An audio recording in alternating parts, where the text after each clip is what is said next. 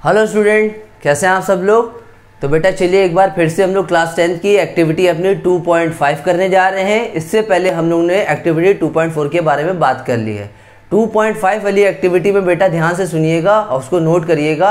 इसमें आपको सिर्फ ये करना है कि एक टेस्ट ट्यूब में से हमारी जो गैस पास हो रही है, जिसको ये लोग लिखे हुए हैं कि CO2 गैस है, उसको अगर कैल्शियम हाइड्रोक्साइड से पास करवाएंगे तो क्या इफेक्ट होगा और कौन सी गैसेज और निकलेंगी। तो पहले मैं आपको सेटअप बता दे रहा हूँ। सेटअप क्या है, अपनी बुक में देख लिया, NCERT में ऐसा कुछ सेटअप बना है। यहाँ पे हमारे पास एक टेस्ट ट्यूब लिया है, ठीक है। बेसिकली ये दो टेस्ट ट्यूब की बात कर रहे हैं, हम एक ही टेस्ट ट्यूब में दो बार बात कर लेंगे। एक हमने टेस्ट ट्यूब लिया है, ठीक है, जिसको एक हमने A माना है, एक दोबारा एक ऐसी और भी ले सकते हैं, दोबारा ऐसी एक्टिविटी को रिपीट कर सकते हैं। पहले ये सुनिए, हमने यहाँ पे टेस्ट ट्यूब लिया, इस टेस्ट ट्यूब के अंदर हमने क्या करा, एक क्या करा, कॉर्क लगाया। ये क्या है, कॉर्क है। ये बेटा लिख दे रहा हूँ मैं यहाँ पे, इसको बोलते हैं हम लोग कॉर्क। क्या बोलते हैं, कॉर्क, CORK।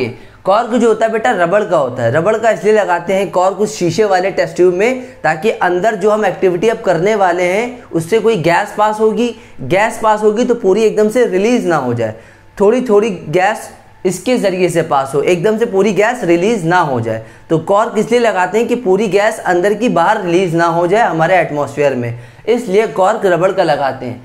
फिर यहाँ पे एक बेटा एक शीशे का एक और ट्यूब लगाते हैं, जिसे बोलते हैं थिसल फनेल बोलते हैं, ठीक है। पूरा लिखा होगा आपकी बुक में THISTL, थिसल फनेल। आप फनेल भी लिख सकते हो, फनेल है।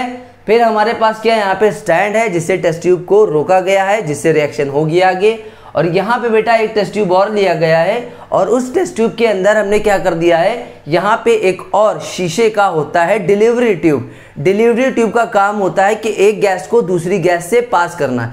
एक गैस यहाँ से जो निकलेगी उसको हम दूसरे टेस्ट ट्यूब में पास कर सकते हैं, इसको बोलते हैं डिलीवरी ट्यूब। ये डिलीवरी ट्यूब पहले वाले से कनेक्ट होगा, कॉर्क के अंदर कनेक्ट होगा, छेद करके कॉर्क के अंदर घुसा हुआ होगा, और वो जो गैस यहाँ से अभी निकलने वाली है, अभी बताएंगे आगे, वो इसमें आके मिलेगी। और यहाँ पे दूसरा टेस्ट ट्यूब है, ठीक है। अब देखिए यहाँ पे जो टेस्ट ट्यूब लिया है बेटा, उसके अंदर हमने क्या क्या लिया है।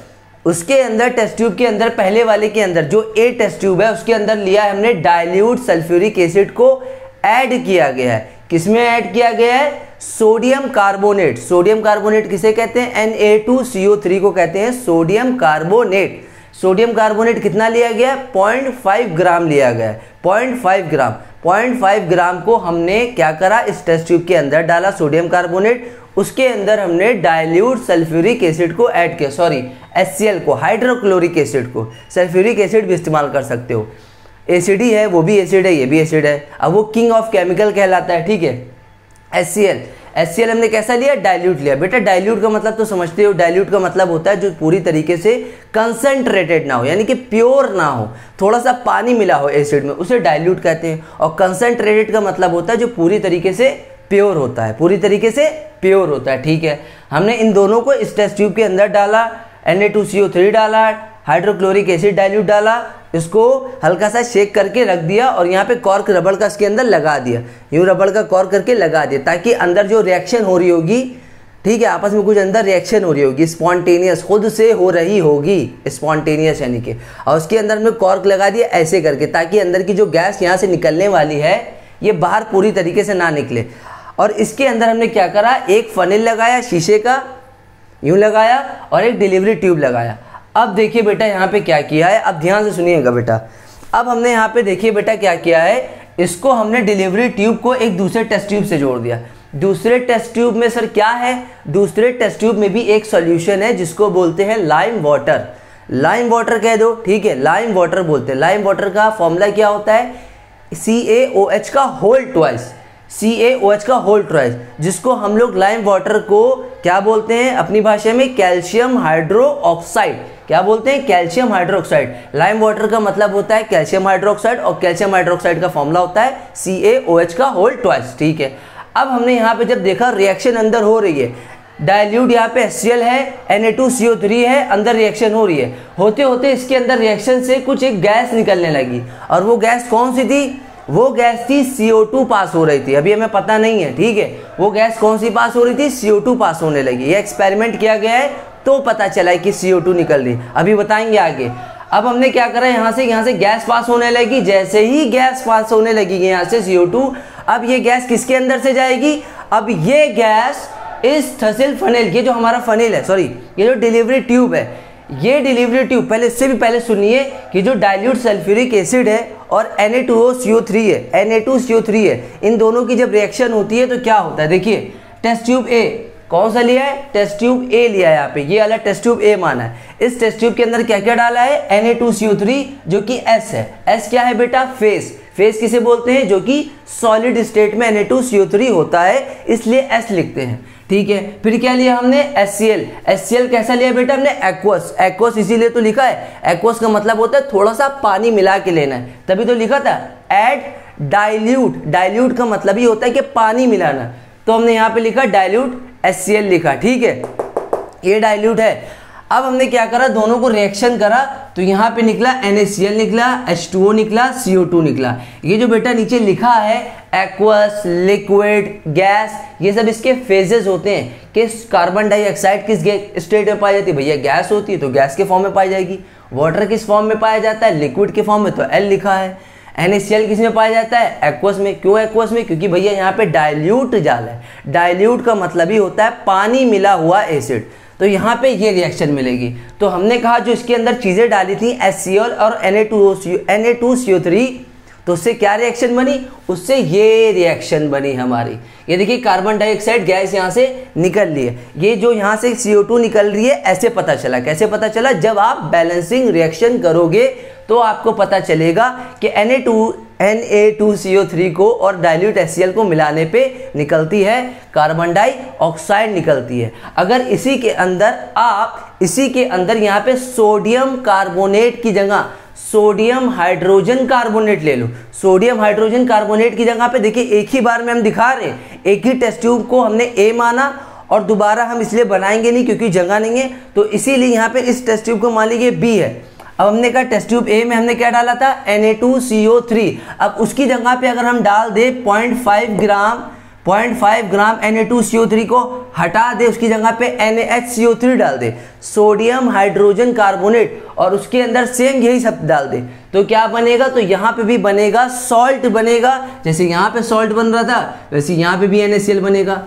यहाँ पे वाटर बन रहा था यहाँ पे भी बनेगा, यहाँ पे कार्बन डाइऑक्साइड निकल रही थी यहाँ पे भी निकलेगी। तो इन्हीं ने कहा है एक टेस्ट ट्यूब A लेना एक B, तो हमने क्या करा, A B को अलग अलग ना लेके एक ही में दिखा दिया कि एक बार Na2CO3 लेना, दोबारा क्या लेना, डाइल्यूट HCl उसमें मिलाएंगे, फिर Na2CO3 को हटाने के बाद डालेंगे NaHCO3, उसमें सब ऐड करेंगे। फिर यहाँ से हम देखेंगे गैस निकल रही, वो गैस कैसे पता चली, वो गैस ऐसे बैलेंसिंग करके पता चली। तो बेटा यहाँ पे याद रखना, ये जो गैस, लिक्विड, एक्वस लिखा है यहाँ पे भी वही सब है, हमने लिखा नहीं है, ठीक है। अब ये हमें test tube A test tube B में पता चल गया है, चाहे ये ले चाहे ये ले, निकलना क्या है, निकलना है हमारे पास सॉल्ट, वाटर, कार्बन डाइऑक्साइड। जब भी आप कार्बोनेट लोगे या हाइड्रोजन कार्बोनेट लोगे, मेटल कार्बोनेट लोगे या हाइड्रोजन कार्बोनेट, क्योंकि भैया कह ही रहे हैं कि मेटल कार्बोनेट लो या हाइड्रोजन कार्बोनेट लो, एसिड से रिएक्ट होने के बाद क्या मिलेगा, मेटल कार्बोनेट लो या मेटल कार्बोनेट या मेटल हाइड्रोजन कार्बोनेट। ये भैया मेटल है, ये कार्बोनेट है, सोडियम कार्बोनेट बोल दिया, अब मेटल भी बोल सकते हो। ये क्या है, ये मेटल है, ये हाइड्रोजन कार्बोनेट है, तो मेटल हाइड्रोजन कार्बोनेट बोल देंगे। इसको रिएक्ट करवाएंगे एसिड से, एसिड से दोनों को रिएक्ट कराए, यहाँ क्या मिला सॉल्ट, यहाँ क्या मिला वाटर, यहाँ क्या मिला कार्बन डाइऑक्साइड गैस मिली, ठीक है। इससे पता चला कि यहाँ से गैस निकल रही है। अब सुनो, अब यहाँ से गैस जैसे ही निकलेगी, ये गैस इसके अंदर जाएगी, किसके अंदर जाएगी, डिलीवरी ट्यूब के अंदर जाएगी। डिलीवरी ट्यूब क्या होता है, सर शीशे का होता है, उसके अंदर छोटा सा होल होता है, वो होल के अंदर से धीमे धीमे गैसेस थोड़ी थोड़ी अमाउंट में पास होगी। अब सर वो गैस कहाँ जा रही है, वो गैस यहाँ से यहाँ आई, यहाँ CO2 आई, फिर वो यहाँ से यहाँ आई CO2 आई, इसको मिटा दे रहे, कॉर्क है ये लिखा हुआ, CO2 आई। अब आते आते इसके अंदर क्या आई गई, इस टेस्ट ट्यूब के अंदर पहले से क्या था हमारे पास, लाइम वाटर था। क्या था बेटा हमारे पास, लाइम वाटर था। क्या था बेटा हमारे पास, लाइम वाटर था। लाइम वाटर के अंदर जब ये CO2 यहाँ से निकलते यहाँ जब आ रही है, तो इसके अंदर CO2 आएगी, क्योंकि भैया ये खुला हुआ है, ये यहाँ से खुला हुआ है और यहाँ से भी खुला हुआ था इसका मुंह, तो ये CO2 इस टेस्ट ट्यूब के अंदर आई और टेस्ट ट्यूब के अंदर क्या था पहले से, लाइम वाटर, जिसको बोलते हैं कैल्शियम हाइड्रोक्साइड। और क्या फॉर्मूला क्या होता है, CaOH का होल ट्वाइस। ठीक है, अब ये जैसे ही इसके अंदर आएगी तो लाइम वाटर से रिएक्ट होने के बाद देखो क्या बनेगी, लाइम वाटर से रिएक्ट होने के बाद देखो क्या बनेगी। देखो जब on passing the CO2 gas, यहां से पास होते होते पासिंग हुई डिलीवरी ट्यूब से through the lime water, lime water के जरिए से आई। ठीक है, यहां से क्या हुआ, यहां से पासिंग हुई CO2 गैस और थ्रू लाइम वाटर के अंदर मिल गई, तो क्या हुआ रिएक्शन देखो, कैल्शियम हाइड्रोक्साइड था, कहाँ था सर, यहाँ था। कैल्शियम हाइड्रोक्साइड किसे कहते हैं, लाइम वाटर को। लाइम वाटर यानी कि कैल्शियम हाइड्रोक्साइड, कैल्शियम हाइड्रोक्साइड यानी कि लाइम वाटर। फॉर्मूला ये होता है। अब इसके साथ क्या मिल रही थी, यहाँ से सर निकलती हुई CO2R थी, वो किससे मिली, इन भाई साहब से मिली। तो क्या बनाया इसने, CaCO3 कैल्शियम कार्बोनेट बनाया। और क्या बनाया, वाटर बनाया। क्या बनाया, वाटर बनाया। अब ये जो बेटा निकला है इस पे ध्यान देना, इस पे ध्यान देना, जो पहला प्रोडक्ट निकला है ये तो बेटा बाय प्रोडक्ट होता है। ये जो निकला है ये निकला है कैल्शियम कार्बोनेट। कैल्शियम कार्बोनेट जो होता है, देख लो यहाँ पे व्हाइट PPT बोलते हैं। जब आप इसको CO2 को जो यहाँ से निकलेगी, इससे जाके रिएक्ट होगी लाइम वाटर से, तो कैल्शियम कार्बोनेट निकलता है और वो कैल्शियम कार्बोनेट जो होता है बेटा व्हाइट PPT होता है। व्हाइट PPT का मतलब सफेद एक PPT होता है। PPT का मतलब होता है जो पार्ट पूरी तरीके से सॉल्युबल ना हो, जो नीचे जाके बैठ जाए, जो नीचे जाके बैठ जाता है उसे बोलते हैं प्रेसिपिटेशन, शॉर्ट फॉर्म में बोलते हैं PPT। PPT का मतलब होता है प्रेसिपिटेशन। और इसका कलर कैसा आएगा, कैल्शियम कार्बोनेट का कलर आएगा व्हाइट कलर का आएगा। अगर आप देखोगे कि ये कार्बन डाइऑक्साइड इस लाइम वाटर में जाएगी तो सफ़ेद कलर का एक सॉलिड पार्ट बना के नीचे बैठ जाएगा, या ऐसे बैठ जाएगा, वो घुलेगा नहीं पूरी तरीके से। जो चीज़ पार्ट डिजॉल्व ना हो सॉल्यूशन में, घुले ना, मिले ना किसी चीज़ में, तो समझ जाओ उसको PPT कहते हैं। तो ये क्या हो जाएगा, व्हाइट PPT हो जाएगा। उसका कलर भी कैसा आया था, व्हाइट PPT। तो देखो मिल्की लिखा है हमने, अब व्हाइट की जगह आप मिल्की भी इस्तेमाल कर सकते हो। मिल्की एकदम दूध जैसा सॉल्यूशन हो जाएगा। तो यहाँ पे हमने ये ऑब्जर्व किया। अब जब CO2 इससे आके इससे मिली तो कैसा निकला, मिल्की सॉल्यूशन निकला, व्हाइट PPT लिखा। व्हाइट PPT यानी कि इनसॉल्युबल पास। अब सुनो एक और भी है, अब इसके आगे भी है। अब उसके बाद क्या कहा इन्होंने कहा कि अगर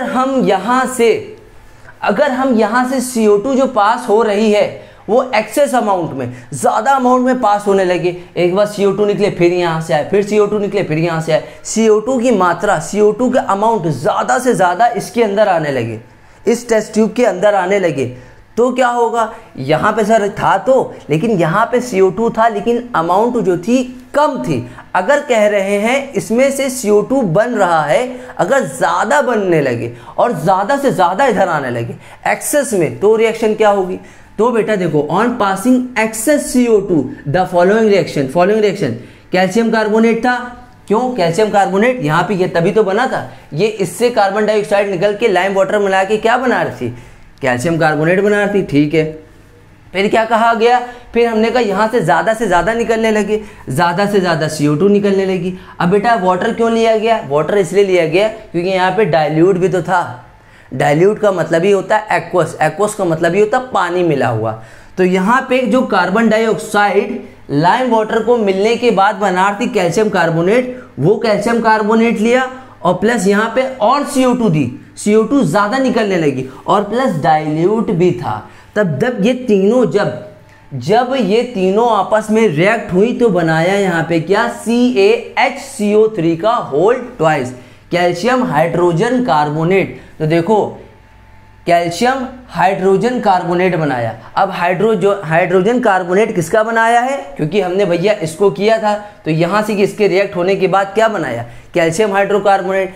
रिएक्शन में जो हमारा दिया हुआ है यही तो दिया था कि मेटल कार्बोनेट या हाइड्रोजन कार्बोनेट। तो देखो यहाँ पे क्या बना रहा है, यहाँ पे बना रहा है calcium hydrogen carbonate, calcium hydrogen carbonate जो कि एक्वस है। और ये जो बेटा पार्ट होता है, ये वाला पार्ट, ये जो वाला पार्ट होता है, ये वाला, ये पूरा पार्ट वाटर में सॉल्युबल होता है। सॉल्युबल का मतलब जो पूरी तरीके से मिल जाए, डिसॉल्व हो जाए, घुल जाए। और जो चीज़ पार्ट पूरी तरीके से ना मिल पाए, ना डिजॉल्व हो पाए, उसे बोलते हैं पीपीटी। पीपीटी का मतलब होता है प्रेसिपिटेशन, इनसॉल्युबल पार्ट। ठीक, ये आ गया। तो इससे क्या पता चला? इससे ये पता चला कि यहाँ पे CO2 गैस निकल रही थी, इसके अंदर लाइम वाटर पहले से रखा हुआ था। जब आपस में CO2 लाइम वाटर आपस में रिएक्ट करके मिला तो उसने बनाया कैल्शियम कार्बोनेट। अब कैल्शियम कार्बोनेट बन गया है। अब हमने कहा यहाँ पे कैल्शियम कार्बोनेट बन गया, अगर CO2 और दे दे कैल्शियम कार्बोनेट को, तो कैल्शियम कार्बोनेट को CO2 दे दिया और प्लस वाटर यानी कि डाइल्यूट तो था ही, पानी तो था ही उसमें, तो बनाएगा कैल्शियम हाइड्रोजन कार्बोनेट। तो यहाँ पे ये पता चला, हम लोग को ये पता चल गया। तो कहे क्या रहे थे, how do metal carbonate, metal carbonate, देखिए मेटल Na क्या है, मेटल है। हाउ डू मेटल कार्बोनेट या metal hydrogen carbonate, metal hydrogen carbonate, ठीक है, चाहे मेटल कार्बोनेट हो चाहे मेटल हाइड्रोजन कार्बोनेट हो, जब भी एसिड से रिएक्ट करेगा तो बनाएगा सॉल्ट, वाटर, कार्बन डाइऑक्साइड। तो वही चीज हमने लिखी है, metal carbonate, metal carbonate, metal hydrogen carbonate, metal hydrogen carbonate. जब भी रिएक्ट करेगा एसिड से, तो यहाँ पे जगह नहीं थी, हमने यहाँ दिखा दिया, तो बनेगा क्या, salt, salt, water, water, carbon dioxide gas, carbon dioxide gas. और ये जो बेटा एरो हम यूं दिखा रहे हैं ऊपर का, ये दिखाता है कि कोई गैस निकल रही है तो उसको एरो ऊपर दिखाते हैं। अगर पीपीटी होता, जो पार्ट पूरी तरीके से सॉल्युबल ना होता, नीचे बैठ जाता ऐसे करके, तो उसको नीचे की तरफ एरो दिखाते हैं। ठीक है, इसको नीचे की तरफ दिखाएंगे जो पार्ट सॉल्युबल ना हो उससे नीचे की तरफ, और जो पार्ट गैस निकल जाए उसके ऊपर की तरफ, ऐसे और ऐसे। ठीक है, इसको नोट करिए, फिर बताते हैं। अब देखिए बेटा, आपके पास जो एक्टिविटी आई है 2.6, ठीक है, 2.6 में क्या कह रहे हैं, कह रहे हैं how do acids and base react with each other. Acid और बेस जब आपस में रिएक्ट करते हैं तो क्या होता है, तो चलिए देखते हैं। तो इन्होंने क्या कहा, जो इन्होंने एनसीईआरटी में जो दिया है, इन्होंने कहा है कि आपको क्या करना है, 2 ml NaOH लेना है। NaOH क्या है, सोडियम हाइड्रोक्साइड, सोडियम हाइड्रोक्साइड यानी कि बेस। बेस किसे कहते हैं, जिसमें से OH माइनस आयंस हो। ऐसा नहीं है कि सिर्फ OH माइनस आयंस जो जिसमें सिर्फ OH माइनस हो वही बेस होता है। मेटल का हाइड्रोक्साइड ही बेस नहीं होता, मेटल का हाइड्रोक्साइड, मेटल का मतलब ये मेटल का हाइड्रोक्साइड, मेटल के साथ जो हाइड्रोक्साइड OH होता है उसको हाइड्रोक्साइड बोलते हैं। मेटल का हाइड्रोक्साइड जो होता है जिसमें OH होता है वही बेस देता है, ऐसा नहीं है। बेस उसे भी कहते हैं जो मेटल का ऑक्साइड भी होता है, मेटल यानी कि CaO, मेटल के ऑक्साइड को भी बेस कहते हैं। ठीक है, ये बेस एक बता रहे हैं आपको कि बेस क्या होता है। OH वाले जिसमें मिलेंगे उसे कहते हैं बेस।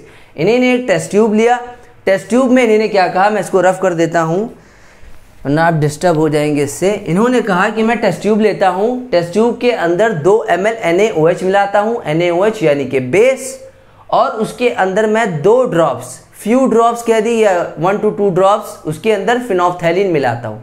फिनोफ्थैलिन क्या होता है ये पहले पता करना होगा।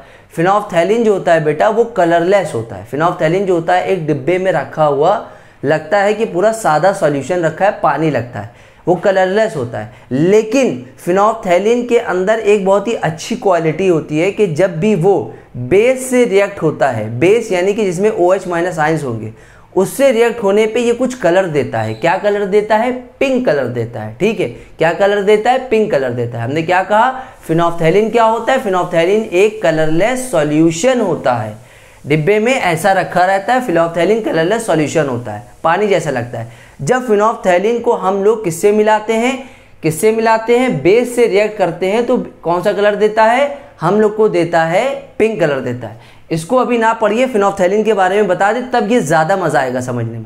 देखिए एसिड में अगर हम ऐड करेंगे फिनोफ्थैलिन, एसिड है, ठीक है, हमारे पास ये एसिड है, ये वाटर है, और ये क्या है, बेस है, ऐसा समझिए। उसको छोड़िए, इसको देखिए कि डायग्राम से ज़्यादा समझ में आएगा। ये एसिड है, ये वाटर नॉर्मल है, एसिड कोई सा भी ले सकते हैं, HCl ले लो, H2SO4 ले लो।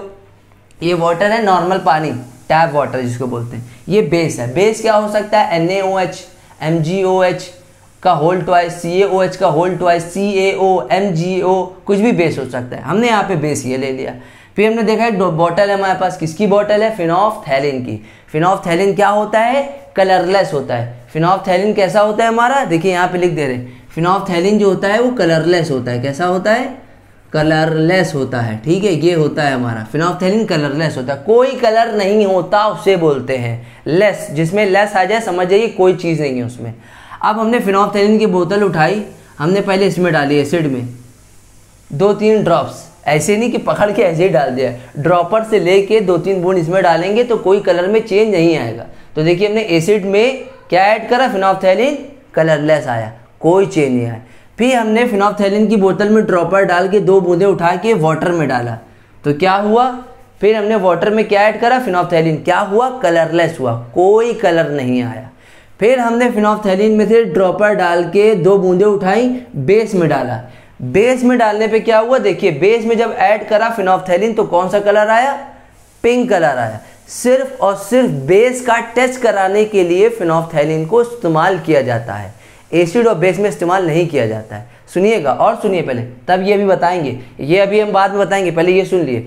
फिर हमने क्या कहा कि अगर ये एसिड को कुछ ड्रॉप्स लेके बेस में डालने लगे, क्योंकि बेस में कैसा कलर आया था, बेस में कलर आने लगा था पिंक, कैसा कलर आने लगा था, पिंक। अगर इस पिंक के अंदर हम ये एसिड की 2-3 बूंदें डालेंगे तो ये पिंक कलर गायब होने लगेगा। क्यों, क्योंकि हमने कहा है फिनोल्फथैलीन सिर्फ बेस से रिएक्ट करके पिंक कलर देता है। अगर उसके अंदर एसिड डालोगे, आप एसिड डालने लगोगे, फिर ये पिंक कलर धीमे धीमे गायब होने लगेगा, ठीक है। फिर हमने कहा अगर मान ले इसके अंदर वाटर के अंदर ये एसिड मिलाएंगे तो कुछ असर होगा, कुछ नहीं होगा। फिर हमने कहा बेस जो पिंक कलर आया उसको वाटर में डाले तो भी गायब होने लगेगा, एसिड इसमें डालेंगे तो भी गायब होने लगेगा, ये इसमें डालेंगे तो भी गायब होने लगेगा। लेकिन फिनोल्फथैलीन को इसमें डालेंगे बेस में तो कलर देने लगेगा, कौन सा कलर देने लगेगा, पिंक कलर। समझ गए फिनोल्फथैलीन क्या होता है, फिनोल्फथैलीन एक कलरलेस सॉल्यूशन होता है, सिर्फ और सिर्फ बेस का टेस्ट करवाता है और बेस से रिएक्ट करने के बाद पिंक कलर देता है, ठीक है। अब देखिए इन्होंने कहा, मैंने क्या करा, अब देखिए आप समझ ही गए होंगे रिएक्शन से। टेस्ट ट्यूब लिया, टेस्ट ट्यूब के अंदर 2 ml NaOH बेस लिया और उन्होंने क्या करा, फ्यू ड्रॉप्स ऑफ फिनोल्फथैलीन, फिनोल्फथैलीन की कुछ बूंदे बेस के अंदर डाली। तो भैया बेस के अंदर डालने पे कौन सा कलर आएगा, पिंक कलर आएगा, चेंज होगा। तो देखिए NaOH था, NaOH था, फ्यू ड्रॉप्स ऑफ सॉल्यूशन क्या था, 2 ml NaOH था, और इसके अंदर क्या था हमारे पास, HCl था, हाइड्रोक्लोरिक एसिड था, ठीक है, HCl था, ठीक है। फिर मैंने क्या करा, ये क्या है हमारा, ये है हमारा सर बेस, और ये क्या है, एसिड, और एसिड बेस रिएक्ट करने पे मिलता है salt and water, NaCl H2O, क्या मिलेगा, NaCl और H2O निकल जाएगा, यहाँ पे H2O और Na आ गया। ये नीचे फेजेस लिखे एक्वस एक्वस एक्वस लिक्विड। तो यहाँ पे क्या कह रहे हैं कि यहाँ पे फ्यू ड्रॉप जैसे ही हमने बेस में फिनोल्फथैलीन मिलाया, भैया किस में मिला रहे हो, एक तो बेस है, एक तो बेस है, उसके अंदर तुमने फिनोल्फथैलीन मिलाओगे तो पिंक कलर आ सकता है, लेकिन उसी बेस के अंदर तुम एसिड ऐड कर दोगे तो कुछ बनेगा, रिएक्शन को काट देगा, रिएक्शन कट जाएगी, कैंसिल हो जाएगी, तो बनेगा NaCl H2O। इसीलिए इस रिएक्शन को न्यूट्रलाइजेशन रिएक्शन कहते हैं, न्यूट्रलाइज कर देना। न्यूट्रलाइज का मतलब होता है एक पॉजिटिव निगेटिव चार्ज जो आपस में न्यूट्रलाइज हो जाते हैं, खत्म हो जाते हैं, लॉस हो जाते हैं। अगर यहाँ पे सिर्फ बेस होता और सिर्फ फिनोल्फथैलीन डालते तो पिंक कलर देता, तो कुछ और निकलता। लेकिन यहाँ पे इन्होंने 2 ml NaOH लिया बेस और उसमें क्या लिखाया, HCl डाला, HCl यानी कि एक्वस पानी में मिला हुआ, और उसके अंदर फिनोल्फथैलीन डाला, उसके अंदर फिनोल्फथैलीन डाल के NaCl सॉल्ट और वाटर मिला। तो इन्होंने फिनोल्फथैलीन की क्वांटिटी को लॉस कर दिया, कैंसिल कर दिया, और इस रिएक्शन को हम लोग बोलते हैं न्यूट्रलाइजेशन रिएक्शन, न्यूट्रलाइजेशन रिएक्शन बोलते हैं। इसीलिए आपकी बुक में लिखा है कि फिनोल्फथैलीन को बेस में डालने पे पिंक कलर तो आ जाएगा, लेकिन अगर इस पिंक का कलर गायब करना है तो एसिड डाल दो। तो एसिड हमने यहां से उठा के इसमें थोड़ा सा डाला, पिंक कलर गायब। बेस था और एसिड था, एसिड बेस जब आपस में रिएक्ट हुए, आपस में एक दूसरे को कैंसिल आउट कर दिया। देखिए एसिड की प्रॉपर्टी बेस को खत्म करती है, बेस की प्रॉपर्टी एसिड को खत्म करती है, उन दोनों को कहते हैं न्यूट्रलाइजेशन रिएक्शन, जिसमें कोई रिएक्शन ना हो, न्यूट्रलाइज हो जाए, खत्म हो जाए, लॉस हो जाए। तो देखिए यहाँ पे क्या लिखा है, आपकी एनसीईआरटी में लिखा है the reaction between acid and base to give salt and water is known as neutralization reaction. Base plus acid, base plus acid क्या मिलेगा, salt and water, base plus acid, salt and water मिलेगा। तो यही लिखा हुआ है। अब हमने कहा कुछ और एग्जाम्पल ले, आपको समझाने के लिए एक और एग्जाम्पल ले लिया, ये एनसीईआरटी में नहीं है, इसके अलावा मतलब ये बना सकते हो आप। NaOH लिया, अब NaOH की जगह पे हमने यहाँ पे क्या लिया था, HCl, HCl की जगह पे सर कोई और एसिड ले लिया, H2SO4 ले ले, सल्फ्यूरिक एसिड। जैसे ही रिएक्ट करा तो यहाँ पे बनाया सॉल्ट और वाटर बनाया, ये बैलेंस कर लेना आपस में, ठीक है। बैलेंसिंग वाला चैप्टर देखो मेरा, अगर नहीं आता बैलेंसिंग मैंने 3 स्टेप्स मेथड से सिखाई है। तो यहाँ पे बनेगा सोडियम सल्फेट और ये बनेगा वाटर, तो ये बना सॉल्ट और ये बना वाटर। अब आप कहोगे सर ये जो सोडियम सल्फेट है, ये जो NaOH है बेस, NaOH है बेस और ये है एसिड, इन दोनों को आपस में मिलाएंगे तो मिलाने पे जो मिलाने पे ये सोडियम सॉल्ट बनेगा, सफ़ेद सफ़ेद बन जाएगा, क्योंकि ये क्या करता है, ये पानी में सॉल्युबल होता है। ये जो होता है हमारा Na2CO3 जो Na2SO4 जो होता है ये सॉल्युबल होता है, ये पानी में घुल जाएगा, लगेगा पूरा क्लियर है, लेकिन होगा इसके अंदर, वो प्रेजेंट होगा लेकिन आपको दिखेगा नहीं, ठीक है, वो प्रेजेंट होगा। ये सॉल्ट बनेगा और वाटर बनेगा। सॉल्ट ऐसा है जैसे कि आप क्या करते हो, पानी लेते हो, पानी में नमक डालते हो, हिलाते हो, उसको शेक करते हो, स्टिर करते हो, स्टिर मतलब चलाना, शीशे की रॉड से या चम्मच से या स्पून से या स्पैचुला से, तो क्या होता है उसमें मिल जाता है। क्या नमक आप देख सकते हो, हाँ थोड़ा सा हम कह सकते हैं क्लाउडी दिखता है, लेकिन पूरे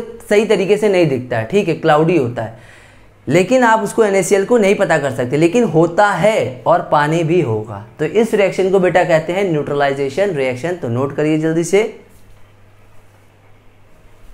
और बेटा देख लिया इसमें जो क्वेश्चन आंसर अब पूछे गए हैं, इसको नोट कर लिया। अब देखिए इसमें क्वेश्चन आंसर भी कुछ पूछे गए हैं, मैं आपको पढ़ के बता रहा हूँ। क्वेश्चन आंसर पूछे गए हैं इसमें कि what is the colour of solution. अब क्वेश्चन एनसीईआरटी में एक्टिविटी 2.6 में देखिएगा, इसमें क्वेश्चन किया गया है उसी एक्टिविटी के अंदर कि इसका कलर कैसा होगा, इसका कलर कैसा होगा। तो आपको मालूम है कलर कैसा आएगा, फिनोल्फथैलीन का बेस में डालने के बाद क्या होता है, पिंक कलर आता है, ठीक है। फिर दूसरा क्वेश्चन कहा गया है add dilute HCl solution to the above solution drop by drop. भैया आप बताओ कि अगर आप क्या करोगे कि आप HCl इसमें ड्रॉप बाय ड्रॉप डालते जाओगे, जो कि पिंक कलर का था पहले ही से, इसमें एसिड डालते जाओगे ड्रॉप बाय ड्रॉप, एक एक ड्रॉप करके, तो इसका पिंक कलर लॉस हो जाएगा, फेड हो जाएगा, चला जाएगा। तो यहाँ पे क्या हो जाएगा, न्यूट्रलाइजेशन रिएक्शन होने लगेगी। तो आप क्या लिखोगे यहाँ पे, colour disappear, colour disappear, disappear हो जाएगा, गायब हो जाएगा, यानी कि रिएक्शन कैसी हो गई, न्यूट्रलाइजेशन रिएक्शन हो गई। फिर इनका तीसरा जो क्वेश्चन लिखा है is there any colour change for the reaction of mixture. कहने क्या कोई कलर में चेंज हो रहा है, मिक्सचर जब बन रहा है यहाँ पे, is there any colour change for the reaction mixture, क्या कोई कलर चेंज हो रहा है। भैया कलर चेंज हो रहा है जब आपस में बेस, ठीक है, बेस HCl मिल रहा है, न्यूट्रलाइजेशन रिएक्शन हो रही है। अगर उसमें फिनोल्फथैलीन डाल लें तो कौन सा कलर दे रहा है, पिंक कलर दे रहा है। कौन सा कलर देगा हमें, पिंक कलर देगा, ठीक है, पिंक कलर देगा। और रिएक्शन मिक्सचर चेंज कैसे हो जाएगी, अगर उसमें एसिड डालने लगे तो एसिड डालने के बाद वो क्या हो जाएगा, लॉस हो जाएगा, ठीक है। फिर इनका चौथा क्वेश्चन क्या है, why did the colour of phenolphthalein change after the addition of an acid. Phenolphthalein का कलर कैसा होता है, पिंक। कह रहे हैं उसमें एसिड डालने के बाद उसका कलर चेंज क्यों हो जा रहा है, भैया न्यूट्रलाइजेशन हो जा रहा है। फिनोल्फथैलीन का बेस कैसा था, पिंक उसमें था फिनोल्फथैलीन डालने पे। फिनोल्फथैलीन में हमने क्या करा, सॉरी बेस में हमने क्या करा, फिनोल्फथैलीन डाला। फिनोल्फथैलीन जैसे ही डाला उसमें धीमे धीमे जब एसिड डालने लगोगे तो क्या होगा, वहाँ पे कलर तो चेंज होने लगेगा। तो क्या हो जाएगा वहाँ पे बेस और एसिड को मिलाने पर न्यूट्रलाइजेशन रिएक्शन हो जाएगा। एक ही बार को बार बार पूछ रहे हैं, कोई फ़ायदा नहीं है, ठीक है। फिर क्वेश्चन क्या किया गया है, पाँचवा जो किया गया है, now add a few drops of NaOH to the above mixture. ये कह रहे हैं कि अगर हम ऐड करें NaOH अबव मिक्सचर में, NaOH यानी कि कहाँ गया NaOH, ये है, ठीक है। कह रहे हैं अगर NaOH को ऐड करेंगे अबव मिक्सचर में तो क्या होगा, कौन से मिक्सचर में ऐड करेंगे, इस वाले में, ठीक है। इसमें जो हमारे पास NaOH है, अगर हम इसमें NaOH को ऐड करेंगे, ठीक है, तो कैसा कलर दिखेगा। आपको मालूम है कि फिनोल्फथैलीन किससे रिएक्ट करता है, सिर्फ और सिर्फ बेस से। अगर आप NaOH ऐड करोगे और फिनोल्फथैलीन उसमें ऐड करोगे तो फिर से पिंक कलर दे देगा। घिसा पिटा क्वेश्चन। फिर कहने लगे आपका जो क्वेश्चन आया है, does the pink colour of phenolphthalein reappear. भैया आप NaOH मिक्सचर में ऐड कर रहे हो फिनोल्फथैलीन के साथ, ऐड कर रहे हो फिनोल्फथैलीन के अंदर NaOH, तो कह रहे हैं क्या कलर दोबारा दिखेगा, दिखेगा। अगर एसिड मिला दोगे तो नहीं दिखेगा, गायब कर देगा। गायब करने को कहते हैं डिसअपियर, डिसअपियर को कहते हैं न्यूट्रलाइजेशन रिएक्शन, ठीक है। फिर क्या पूछा है last question, why do you think this happened. अब आप इसका आंसर हमें खुद देना, ठीक है, कमेंट में बताना कि ये ऐसा क्यों हुआ, क्योंकि अभी इतनी पूरी कहानी बताई कि किस वजह से हुआ, ये कहानी बताई, ये कहानी बताई, ठीक है। इसको नोट करिए जल्दी से। अब देखिए बेटा आपके पास एक्टिविटी आई है 2.7। 2.7 में कह रहे हैं reaction of metallic oxide with acid. आपको रिएक्शन दिखानी है मेटल के ऑक्साइड की एसिड के साथ। मेटल ऑक्साइड क्या होता है, अभी आपने पढ़ा था कि NaOH, KOH, MgOH, जिसमें OH आए। अब यहाँ पे क्या बात कर रहे हैं, यहाँ पे भी OH ऑक्साइड, ऑक्साइड यानी कि मेटल का ऑक्साइड, मेटल का ऑक्साइड यानी कि CaO, ये भी बेस बनाता है, ठीक है। MgOH का होल ट्वाइस, ये भी बेस बनाता है।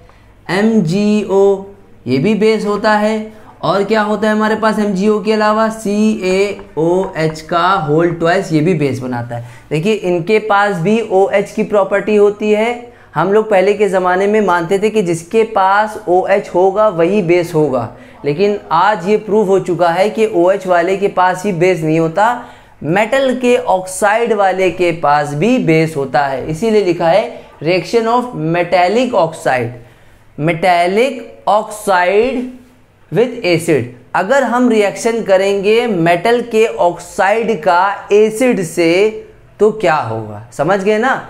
ये भी बेस बनाते हैं, ये भी बेस होते हैं, इसमें भी OH माइनस आयंस निकलते हैं, फर्निश होते हैं, इसमें भी MgO की वजह से बेस बनता है, ठीक है। दूसरे जिससे भी रिएक्ट करेंगे, चाहे वो एसिड से करे चाहे किसी से करे, ठीक है। अब हम स्टार्ट करें तो देखिए यहाँ पे क्या कहा गया है, आपकी बुक में दिया गया है कि आपको क्या करना है।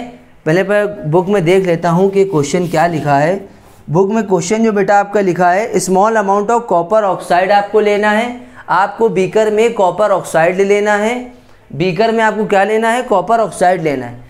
कॉपर ऑक्साइड लेंगे, कॉपर ऑक्साइड में आपको मिलाना है क्या, ये कॉपर ऑक्साइड है छोटे छोटे छोटे, उसमें ऐड करना है डाइल्यूट HCl स्लोली, धीमे धीमे धीमे उसमें बीकर लिया, बीकर में कॉपर ऑक्साइड लिया, ये बीकर हमारा है, ठीक है। इस बीकर के अंदर हमने ये डाला कॉपर ऑक्साइड, इसमें धीमे धीमे डाइल्यूट HCl ऐड करना है। डाइल्यूट का मतलब पानी मिला हुआ एसिड, पूरा प्योर नहीं, डाइल्यूट यानी कि मिला हुआ, धीमे धीमे एसिड ऐड कर रहे हैं, ठीक है।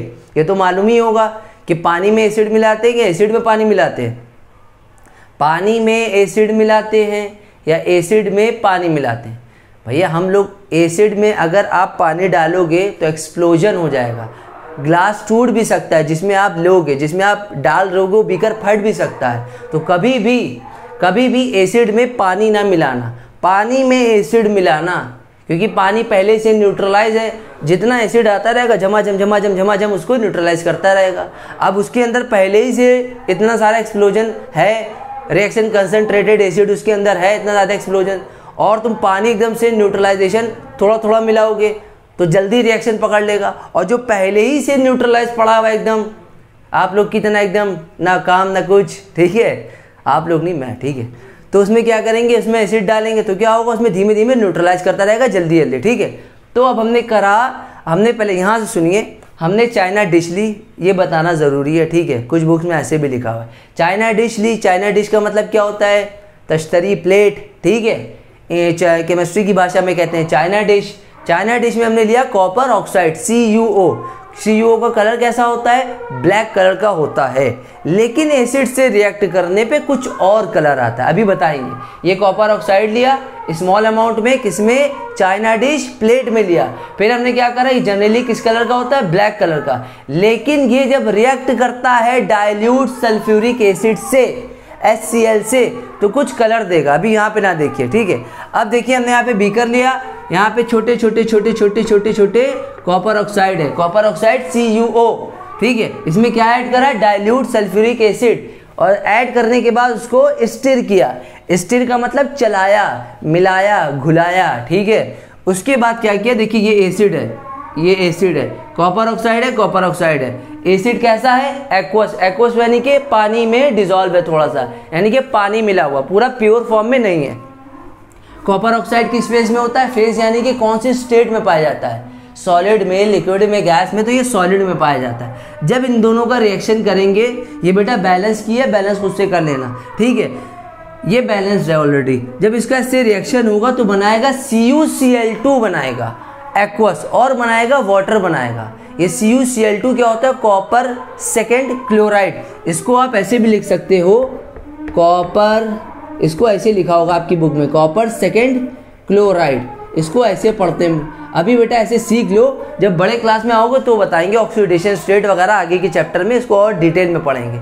इसको बोलते हैं कॉपर सेकेंड क्लोराइड बोलते हैं, ऐसे लिख के, कॉपर सेकेंड क्लोराइड CuCl2, ये निकलेगा और ये निकलेगा।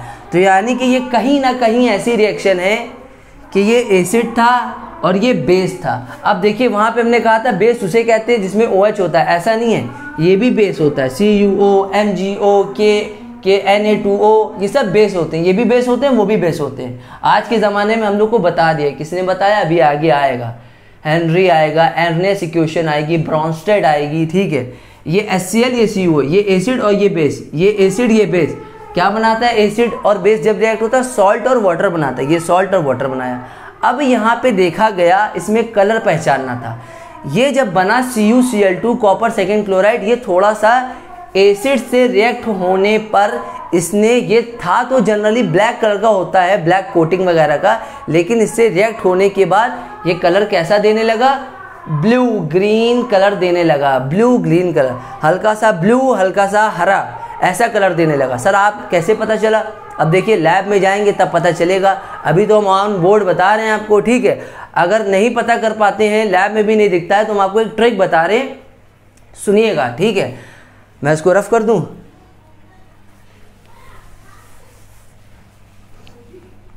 देखिए जितने भी हमारे पास, मैं पहले भी बता चुका था, ये जो होता है बेटा, ये ब्लू ग्रीन कलर का होता है, क्या होता है sir, copper chloride second chloride. कैसे पता चला सर, लैब में गए थे, एक्सपेरिमेंट किया था, कलर देख के पता चल गया कि इस बीकर के अंदर क्या कलर है। अब आप तो घर पे बैठे हैं, लैब भी नहीं जा सकते, ना कॉलेज जा सकते, तो क्या करेंगे, देखिए जितने भी ऑल कैटाइन, कैटाइंस का मतलब समझते हैं, कैटाइन का मतलब होता है Zn2+, Pb+, ठीक है, Pb+ होता है, K+ होता है, Na2+ होता है, जितने भी प्लस वाली कैटाइन वाली चीज़ें होती हैं, प्लस वाली चीज़ें उसे कैटाइन कहते हैं, ठीक है। ये सारी जितने भी कैटाइन होते हैं वो कैसे होते हैं, कलरलेस।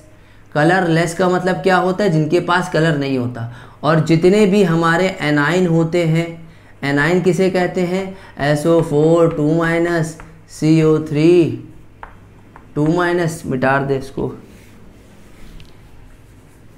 CO3 2-, Cl-, ब्रोमीन -, ये सब माइनस ही में तो होता है, ये कैटाइन। अब सुनिएगा, यहाँ पे हम आपको बता रहे हैं कि ये जो आप कलर कह रहे हैं कि ब्लू ग्रीन कलर, ये ग्रीन ही क्यों है, क्योंकि इसलिए बता रहे हैं बेटा, आपको ये ट्रिक आपको याद कर लेनी है। अगर आप लैब में जाके कलर को नहीं पहचान पा रहे हो तो ये ट्रिक से जान जाओगे, इससे पहले भी मैंने आपको बताया है, ठीक है। तो सुनिए, ऑल कैटाइन, जितने भी कैटाइन होंगे पॉजिटिव वाले, जिसके ऊपर है Zn2+, Na2+, CO2, C+, ठीक है, जितने भी चीज़ें होंगी, ठीक है। और जितने भी एनाइन होंगे निगेटिव वाले, ब्रोमीन, क्लोरीन, फ्लोरीन, वो सब के सब कैसे होते हैं, कलरलेस होते हैं, उनके पास कोई कलर नहीं होता। अरे सर कलरलेस होते हैं तो कलर दिखेगा किसमें, सिर्फ 3 चीज़ों को आपको याद करनी है जिसमें कलर पाया जाता है, ठीक है। ये जितनी भी चीज़ें मिले, जितने भी कैटायन मिले दुनिया भर के, जितने भी एनायन मिले, सबको कलरलेस मानना है। कलरलेस का मतलब होता है कि सब के सब क्या हो, हमारे सब के सब, किसको मिटा दें, कहाँ पे लिखने की जगह है, चलिए यहीं पे लिख देते हैं, जितने भी होते हैं सब के सब कैसे होते हैं, कलरलेस, कोई कलर नहीं होता। अब लेकिन 3 आपको ऐसे एलिमेंट याद करने जिसके अंदर कलर पाया जाता है, ठीक है। एक देखिए बेटा, एक होता है, यहाँ पे लिख दूँ, एक होता है Fe2+, ठीक है, एक होता है Fe3+, ठीक है, दिखाई दे रहा है ना, मिटा देता हूँ, Fe3+, Fe2+, Fe3+ और Cu2+। इनके अंदर सिर्फ आपको याद रखना है, इनके अंदर कुछ कलर होता है। क्या कलर होता है, देखिए Fe2+, एक होता है 2, एक होता है 3। देखिए जो 2 वाला होता है उसको बोलते हैं फेरस, Ferrous। इस वाले को बोलते हैं फेरस। जिसके ऊपर Fe3 लगा होता है, बड़ा लिखा होता है चार्ज, उसको बोलते हैं फेरिक, फेरिक। इसको बोलते हैं इसको बोलते हैं इक। और ये क्या होता है ये तो आप जानते हैं। अब इनका तीनों का कलर आपको याद रखना है, बाकी सारा काम बन जाएगा, क्योंकि सारे कैटायन एनायन कलरलेस है, सिर्फ इनका अपना अपना कलर होता है, वो मैं बता दे रहा हूँ, ठीक है। Cu2 का जो होता है वो ब्लू ग्रीन कलर का होता है, ये याद रखना है, ठीक है। ये और यहाँ पे एक और भी चीज़ लिख रहे हैं, एक और का भी कलर होता है ऐसा, Ni2+ भी होता है, ठीक है। ये इन चारों का याद रखना है, ये ठीक है। निकिल है ये Ni2+, ठीक है। इनका इनका इनका इनका सबका याद रखना है। इनका ब्लू होता है, कभी कभी ग्रीन भी लिखा होता है, ठीक है, ब्लू ग्रीन होता है, ठीक है, हल्का सा ब्लू ग्रीन, लेकिन ज़्यादा देखा जाए तो ब्लू होता है। इनका ब्लू होता है, ब्लू होता है, किस वजह से होता है, Cu की वजह से ब्लू का आता है, ठीक है। और Fe3 वाले में क्या होता है, ये होता है हमारा, इसको मैं कहाँ, इसको रफ कर दूँ, इसको रफ कर देता हूँ, देखिए कहाँ बताऊँ, इसका बता रहा हूँ मैं, ठीक है, Fe का इसको रफ कर देता हूँ,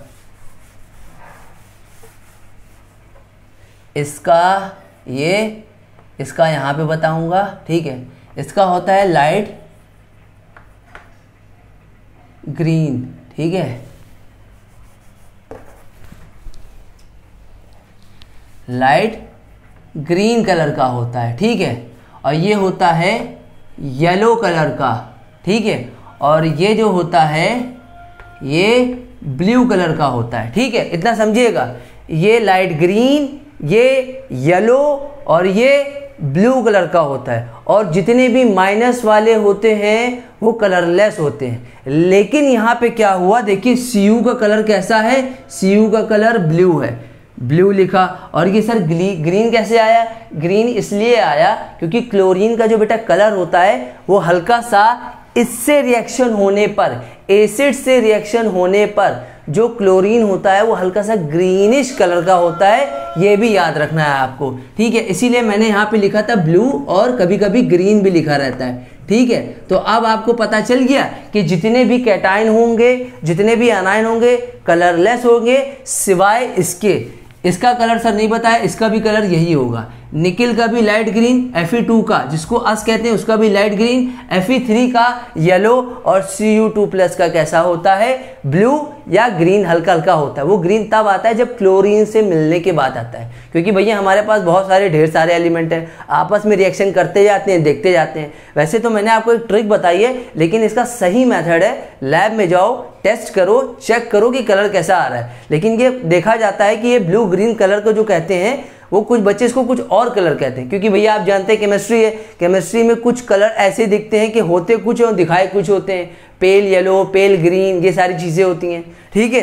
तो इसको नोट करिए, समझ गए ना कि रिएक्शन जब करेंगे मेटालिक ऑक्साइड एसिड के साथ तो क्या बनेगा, ये ब्लू ग्रीन कलर देगा और ये कहीं ना कहीं एसिड और बेस की प्रॉपर्टी शो कर रहा है, ठीक है, इसको नोट करिए। अब देखिए बेटा आप लोग के पास क्या आया है, लास्ट टॉपिक नहीं है, ये क्वेश्चन आंसर है, ठीक है। क्वेश्चन आंसर में आपको क्या पूछा गया है, क्वेश्चन आंसर में पूछ रहे हैं, पहला जो क्वेश्चन है आपका मैं आपको पढ़ के बताता हूँ। पहला क्वेश्चन जो बेटा ये पूछ रहे हैं, कह रहे हैं why should curd and sour substances not to be kept in a brass and copper vessel.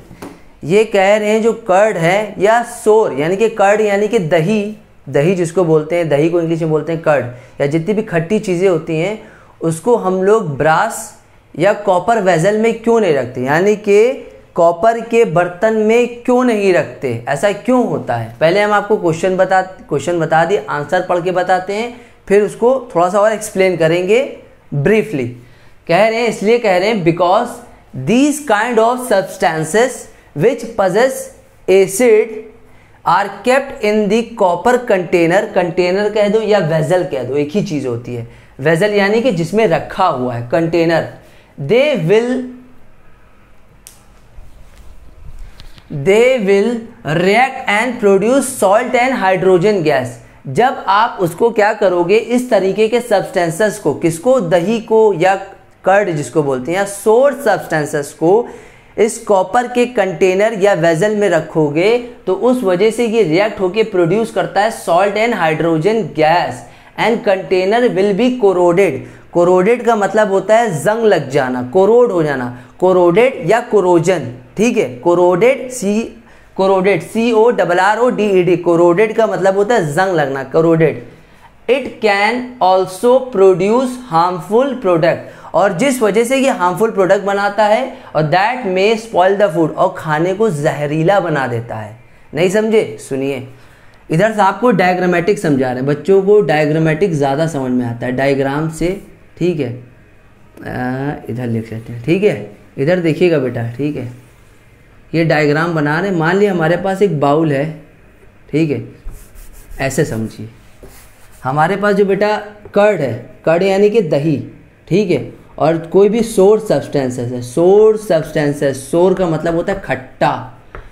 उसके अंदर क्या पाया जाता है, खट्टी चीज़ें कहाँ पाई जाती हैं, एसिड्स में या बेस में? भैया एसिड में पाई जाती हैं, क्योंकि भैया एसिड क्या होता है, एसिड को हम क्या कहते हैं, एसिड की जो प्रॉपर्टी होती है ज़्यादातर खट्टी चीज़ें, लेमन, ऑरेंजेस, ठीक है, ये सारी चीज़ों में पाई जाती हैं। हमने पहले भी बात करी थी इंट्रोडक्शन में कि लैटिन वर्ड में एसिड को, एसिड का मतलब होता है, देखिए लैटिन वर्ड में होता है एसिडस, एसिडस का मतलब होता है खट्टा, खट्टा यानी कि सोर, सोर यानी कि खट्टा।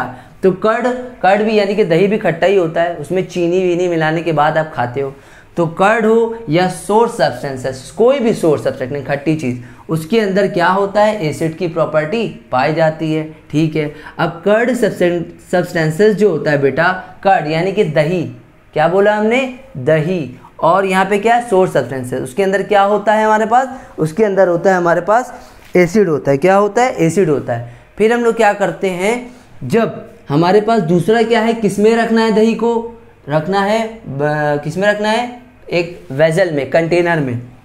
कौन सा कंटेनर है, देखिए एक ब्रास होता है एंड कॉपर वेजल होता है, कॉपर वेजल क्या होता है, कॉपर वेजल होता है। देखिए ब्रास जो बनता है वो मिक्सचर से बनता है, पहले सुन लिए, मिक्सचर कौन से मिक्सचर से, मिक्सचर से बनता है, किससे बनता है, मिक्सचर से, मेटल और प्लस नॉन मेटल से बनता है, किससे, मेटल और नॉन मेटल से मिलके बनता है ब्रास। सर मेटल और नॉन मेटल, कौन वाला metal, Cu plus Zn।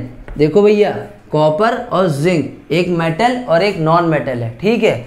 Brass बनता है मिक्सचर से, किसके मिक्सचर से, कॉपर और जिंक से। इसको बोलते हैं, शॉर्टकट में अगर देखा जाए तो इसको एक और अच्छा सा नाम देते हैं, एलॉय, ALLOY, एलॉय कहते हैं, ठीक है। और ये क्या होता है हमारे पास, Cu होता है। कॉपर का वेजल कह दो या कंटेनर कह दो, अब हमने कंटेनर लिखा है तो कंटेनर ही लिख दो, कंटेनर का मतलब। अब देखो यहाँ पे बेटा एक चीज़ देखो, अगर हम इसी चीज़ को यहाँ पे दिखा रहे हैं, ठीक है, अभी हम आपको बताएंगे, ठीक है।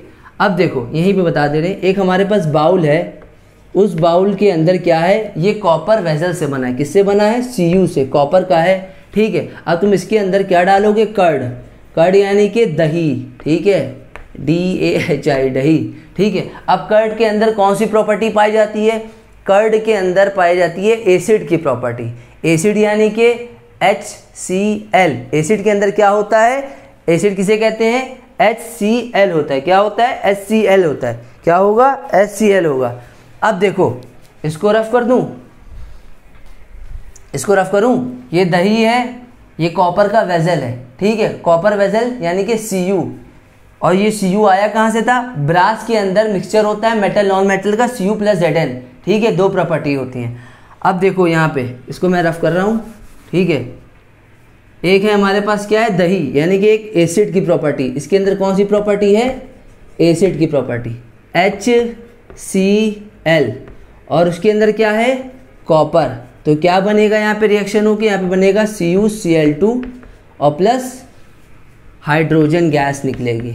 इसको बैलेंस कर लेना, बैलेंस क्या करना, यहाँ पे 2 लगा दो बस, ठीक है। तो ये बना CuCl2 बना, ठीक है।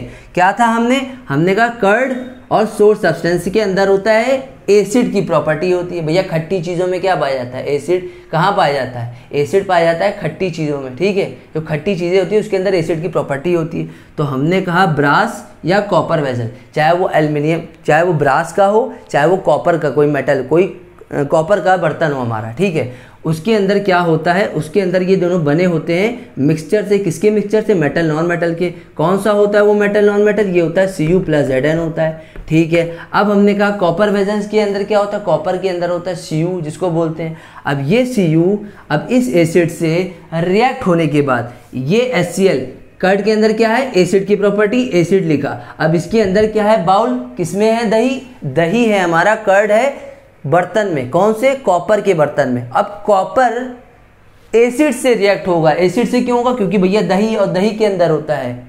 HCl यानी कि एसिड होता है। अब ये HCu HCl से रिएक्ट होने पर बनाएगा बेटा CuCl2, और ये CuCl2 होता है बेटा सॉल्ट, ठीक है, अभी पढ़ा था शायद आपने। और ये सॉल्ट जो होता है जब मिक्सचर बन के हम खाते हैं तो इस वजह से ये हमें नुकसान दे सकता है, क्योंकि ये जो होता है जंग लग जाता है, कोरोडेड हो जाता है, और क्या होता है, स्पॉइल कर देता है फूड की। जो एक फूड को ऐसा समझिए कि फूड की जो एक हेल्दीनेस होती है उसको ख़त्म कर देता है। फूड के अंदर जो अच्छे इंग्रेडिएंट होते हैं, जो फूड जो होता है हमारा, कुछ भी आप खाओ, उसमें दही खाओ, कुछ भी खाओ, तो इसीलिए कहा जाता है कि कर्ड, दही को कॉपर के बर्तन में मत रखो, उसके अंदर कोरोडेड हो जाता है, जंग वगैरह उसमें भी अंदर मतलब डिज़ोल्व हो जाता है, और उसकी जो पॉइजनस होती है, यानी कि उसके अंदर जो पॉइजनस कंडीशन होती है कॉपर के बर्तन के अंदर, वो उस खाने के अंदर चली जाती है, और हम लोग झमाझम पेल देते हैं, ठीक है, खा लेते हैं। तो ये जो बनेगा बेटा CuCl2, ये पॉइजनस होता है। कैसा होता है, पॉइजनस, जहरीला होता है, ठीक है। इस वजह से कहते हैं कि इसको हम लोग किस में ना रखें, कॉपर के वेजल में या कंटेनर में नहीं रखना चाहिए, ठीक है। अब देखो दूसरा क्वेश्चन क्या है, दूसरा क्वेश्चन मैं आपको पढ़ के बता दे रहा हूँ। दूसरा क्वेश्चन लिखा है, which gas is usually liberated, अरे कुछ नहीं है, कह रहे कौन सी गैस लिबरेट होगी जब हम एसिड को रिएक्ट करेंगे मेटल से। एसिड की रिएक्शन दिखानी है मेटल से, एसिड रिएक्ट होगा मेटल से, तो कौन सी गैस निकलेगी बताइए। अरे कुछ नहीं, इससे पहले हम लोगों ने प्रीवियस पढ़ा था ना, तो देखिए दूसरा क्वेश्चन है, हाइड्रोजन गैस निकलेगी। यहाँ पे क्या निकलेगी, हाइड्रोजन गैस इवॉल्व होगी।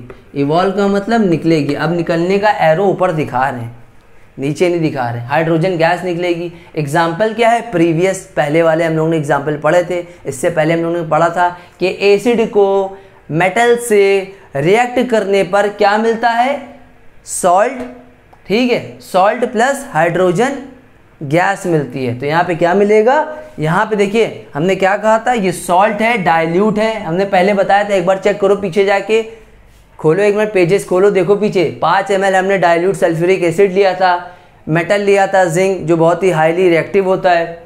इससे रिएक्ट होने के बाद ये इसको डिस्प्लेस कर देगा, ये एक तरीके की डिस्प्लेसमेंट रिएक्शन है। और डिस्प्लेसमेंट रिएक्शन ये भी बताई थी रिएक्टिविटी सीरीज़ के अकॉर्डिंग, कि रिएक्टिविटी सीरीज़ में जो ऊपर रखा होगा वो नीचे वाले को डिस्प्लेस कर देगा, जो नीचे होगा वो ऊपर वाले को डिस्प्लेस नहीं कर पाएगा। तो यहाँ पे हमारे पास कौन सी गैस निकली, हाइड्रोजन गैस निकली, ठीक है।